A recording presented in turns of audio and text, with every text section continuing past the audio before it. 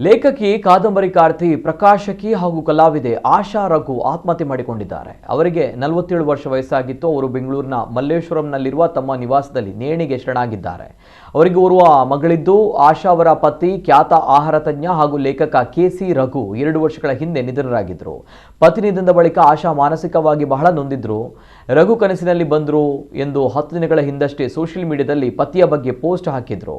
ನಿನ್ನೆ ರಾತ್ರಿ ಅವರು ಮನೆಯ ಕೊಠಡಿಯಲ್ಲಿ ಆತ್ಮಹತ್ಯೆಗೆ ಯತ್ನಿಸಿದ್ದು, ಮನೆಯವರಿಗೆ ಗೊತ್ತಾಗಿ ಬಾಗಿಲು ಒಡೆದು ರಕ್ಷಿಸುವಷ್ಟರಲ್ಲಿ ಅವರು ಕೊನೆಯುಸಿರೆಳೆದಿದ್ದಾರೆ. ಇನ್ನು ಆವರ್ತ, ಗತ, ಮಾಯೆ ಕಾದಂಬರಿಗಳನ್ನು 6ನೇ ಬೆರಳು, ಬೊಗಸೆಯಲ್ಲಿ ಕಥೆಗಳು ಮೊದಲಾದ ಕಥಾ ಸಂಕಲನ ಸೇರಿ ಹಲವು ಪ್ರಕಾರದ ಕೃತಿಗಳನ್ನು ರಚಿಸಿದ್ದಾರೆ. ಕಿರುತೆರೆ ಹಾಗೂ ಬೆಳ್ಳಿತೆರೆಯಲ್ಲಿ ಸಣ್ಣ ಪಾತ್ರಗಳನ್ನು ನಟಿಸಿದರು. ಸಂಭಾಷಣೆಗಾರ್ತಿ ಹಾಗೂ ಸಹಾಯಕ ನಿರ್ದೇಶಕಿಯಾಗಿ ಕೆಲಸ ಮಾಡಿದರು. ಪ್ರಕಾಶನ ಕ್ಷೇತ್ರದಲ್ಲೂ ಕೂಡ ಸಕ್ರಿಯರಾಗಿದ್ದರು.